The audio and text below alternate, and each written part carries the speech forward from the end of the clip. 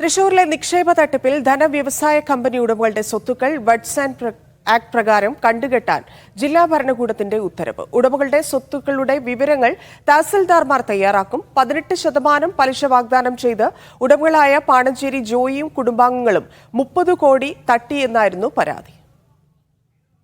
K Akhil ചേരുന്നുണ്ട് വിവരങ്ങളുമായി. അഖിൽ, എന്താണ് കേസ്? ഇപ്പോൾ വന്നിരിക്കുന്ന ഉത്തരവിന്റെ വിശദാംശങ്ങൾ.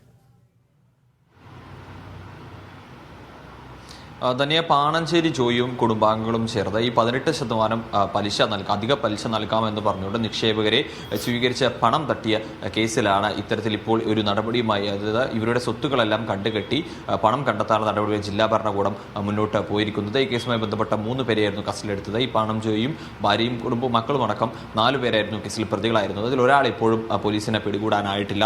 മറ്റ് 3 പേർ പിടികൂടി, 2 പേർ ജാമ്യത്തിലുമാണ്.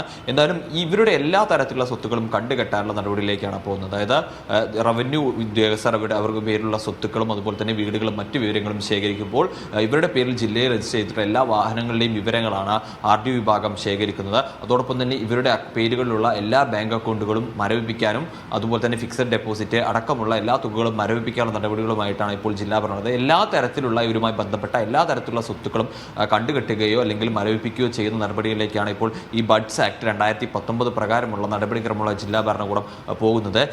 ഈ 18% പലിശ വാഗ്ദാനം ചെയ്തുകൊണ്ട് നിരവധിയായ പരാതികളായിരുന്നു ഇത്തരത്തിൽ ഈ കുടുംബത്തിന് നേരെയൊക്കെ തന്നെ വന്നിരുന്നത്. അതിന്റെ ഭാഗമായിട്ട് അവരുടെ മറ്റ് തുടർ നടപടി, അതായത് ഈ പണം നിക്ഷേപകർക്ക് നഷ്ടപ്പെട്ട പണം തിരികെ നൽകുക എന്നുള്ള അടിസ്ഥാനത്തിലാണ് ഇപ്പോൾ ഇത്തരമൊരു നടപടിയുമായി ജില്ലാ ഭരണകൂടം മുന്നോട്ട് പോകുന്നത് തന്നെയാണ്.